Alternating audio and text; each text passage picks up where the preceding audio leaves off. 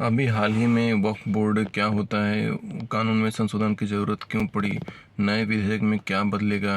वक्फ amendment bill 2024 वक्फ की संपत्ति का संचालन करने के लिए वक्फ बोर्ड बने हैं। देश भर में करीब 30 स्थापित संगठन हैं जो इस राज्य केंद्र शासित प्रदेश में वक्फ संपत्तियों का प्रबंधन करते हैं।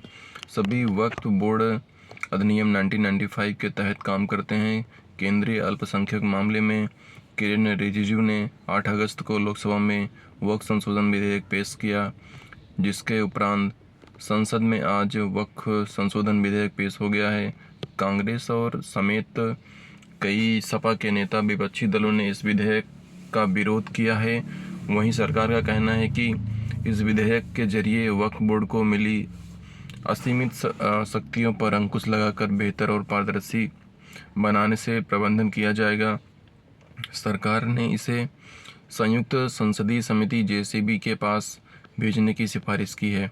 आइए जानते हैं कि वक्फ बोर्ड क्या होता है। सरकार ने जो वक्फ बोर्ड संशोधन पेश किया है वो क्या है, वक्फ बोर्ड के पास कितनी ज़मीन है, इस विधेयक से क्या बदलेगा, विपक्ष क्यों इसका विरोध कर रहा है, विधेयक पर सरकार का क्या कहना है। ये पहले जानते हैं कि वक्फ बोर्ड होता क्या है। एक्चुअली में वक्फ बोर्ड कोई भी चल या अचल संपत्ति हो सकती है जिसे इस्लाम को मानने वाले कोई भी व्यक्ति धार्मिक कार्यों के लिए दान कर सकता है। इस दान की हुई संपत्ति में कोई भी मालिक नहीं होता। दान की हुई संपत्ति का मालिक अल्लाह को माना जाता है, लेकिन उसे संचालित करने के लिए कुछ संस्थाएं और संस्थान बनाए गए हैं। वक्फ बोर्ड कैसे किया जा सकता है। वक्फ बोर्ड के अलग अलग तरीके हो सकते हैं। जैसे अगर किसी व्यक्ति के पास एक मकान है और उसमें से एक वक्फ वो करना चाहता है तो वह अपनी वसीयत में एक मकान को वक्फ बोर्ड के लिए दान कर सकता है। ऐसे में मकान से संबंधित व्यक्ति की मौत के बाद उसका परिवार इस्तेमाल नहीं कर सकेगा। उसे वक्फ बोर्ड की संपत्ति का संचालन करने वाली संस्था आगे सामाजिक कार्यों में इस्तेमाल करेगी। इसी तरह शेयर से लेकर घर, मकान, किताब से लेकर कैश तक वक्फ किया जा सकता है। कोई भी मुस्लिम व्यक्ति को 18 साल से अधिक उम्र का है, वह अपने किसी भी संपत्ति को वक्फ कर सकता है। वक्फ की गई संपत्ति का उसका परिवार या कोई दूसरा शख्स दावा नहीं कर सकता। वक्फ बोर्ड की संपत्ति का संचालन करने वाले को क्या कहते हैं। वक्फ बोर्ड की संपत्ति का संचालन करने के लिए वक्फ बोर्ड होते हैं। ये स्थानीय और राज्य स्तर पर बने होते हैं। उत्तर प्रदेश, बिहार जैसे राज्यों में अलग अलग शिया और सुन्नी वक्फ बोर्ड भी हैं। राज्य स्तर पर बने वक्फ बोर्ड इन वक्फ की संपत्ति का ध्यान रखते हैं। संपत्तियों के रखरखाव, उनसे आने वाली आय आदि का ध्यान रखा जाता है। केंद्रीय स्तर पर सेंट्रल वक्फ काउंसिल राज्यों के वक्फ बोर्ड को दिशा निर्देश देने का काम करती है। देश भर में बने कब्रिस्तान वक्फ भूमि का हिस्सा होते हैं। देश के सभी कब्रिस्तान का रखरखाव वक्फ बोर्ड ही करता है। देश भर में करीब 30 स्थापित संगठन हैं जो उस राज्य या केंद्र शासित प्रदेश वक्फ संपत्तियों का प्रबंधन करते हैं। इसी संगठनों को वक्फ बोर्ड के नाम से जाना जाता है। भारत में 30 वक्फ बोर्ड हैं, जिनमें से अधिकांश के मुख्यालय राज्यों की राजधानियों में है। सभी वक्फ बोर्ड अधिनियम 1995 के तहत काम करते हैं। भारतीय वक्फ परिसंपत्ति प्रबंधन प्रणाली के अनुसार उस राज्य मुसलमानों के धार्मिक और सामाजिक जीवन में जुड़े हैं। वे न केवल मस्जिदों, दरगाहों, कब्रिस्तानों आदि की मदद कर रहे हैं, बल्कि उनमें से कई स्कूल, कॉलेज, अस्पताल, डिस्पेंसरी और मुसाफिर खानों का भी सहायता करते हैं जो सामाजिक कल्याण के लिए बने हैं। देश की आज़ादी के बाद 1954 वक्फ की संपत्ति और उनके रखरखाव के लिए वक्फ एक्ट 1954 बना था। 1995 में इसमें कुछ बदलाव किए गए थे। इसके बाद 2013 में इस एक्ट में कुछ और संशोधन किए गए। इसके मुताबिक राज्य वक्फ एवं सर्वे कमिश्नर की नियुक्ति करेगा।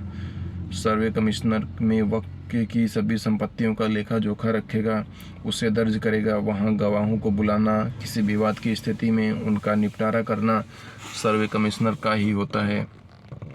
इसके लिए सर्वे कमिश्नर का एक ऑफिस होता है। इसमें कई सर्वेयर होते हैं जो इसमें काम करते हैं। स्थानीय स्तर पर वक्फ की संपत्ति की देखभाल करने वाले को मुतल्लवी कहते हैं। इसकी नियुक्ति राज्य वक्फ बोर्ड करता है। वक्फ बोर्ड के पास कितनी संपत्ति है? भारतीय वक्फ बोर्ड पर संपत्ति प्रबंधन प्रणाली वामसी के अनुसार देश में कुल 3,56,000 वक्फ संपदा हैं। इसमें अचल संपत्तियों की कुल संख्या 8,72,000 और चल संपत्तियों की कुल संख्या 16,713 है। डिजिटल रिकॉर्ड्स की संख्या 3,29,995 है। सरकार ने वक्फ बोर्ड संशोधन विधेयक पेश किया है, जो किया है पिछले कई दिनों से चर्चा में थी कि सरकार संसद में वक्फ बोर्ड में संशोधन से जुड़ा विधेयक पेश कर रही है। केंद्रीय अल्पसंख्यकों के मंत्री किरेन रिजिजू ने 8 अगस्त को लोकसभा में वक्फ संशोधन विधेयक 2024 और मुस्लिम वक्फ निरसन विधेयक 2024 पेश किया। 40 से अधिक संशोधनों के साथ वक्फ अधिनियम विधेयक में मौजूदा वक्फ अधिनियम में कई भागों को खत्म करने का प्रस्ताव रखा। इसके अलावा विधेयक में वर्तमान अधिनियम की दूरगामी परिवर्तन की बात कही गई। इसमें केंद्रीय और राज्य मंत्री बोर्ड में मुस्लिम महिलाओं का प्रतिनिधित्व सुनिश्चित करना भी शामिल होता है। इसके साथ ही किसी भी धर्म के लोग इसकी कमेटियों का सदस्य हो सकते हैं। अधिनियम में आखिरी बार 2013 में संशोधन किया गया था। क्या इस विधेयक में कुछ बदलेगा? वक्फ अधिनियम 1995 की धारा 14 को हटाने का प्रस्ताव है। इसी धारा के तहत बोर्ड की शक्तियाँ थी कि वह किसी संपत्ति के वक्फ संपत्ति होने का निर्णय ले सके। विधेयक में एक केंद्रीय पोर्टल और डेटाबेस के जरिए वक्फ संपत्तियों के पंजीकरण का प्रस्ताव है। नए अधिनियम के लागू होने के 6 महीने के भीतर केंद्रीय पोर्टल पर संपत्तियों का विवरण दर्ज करना होगा। ये थी जो कुछ दिनों से वक्फ बोर्ड की कंट्रोवर्सी चल रही थी, कुछ इसके बारे में हमने आपको जानकारी दी है। अगर आपको हमारी वीडियोज़ अच्छी लगी हो तो प्लीज़ लाइक, सब्सक्राइब और शेयर करिए। धन्यवाद।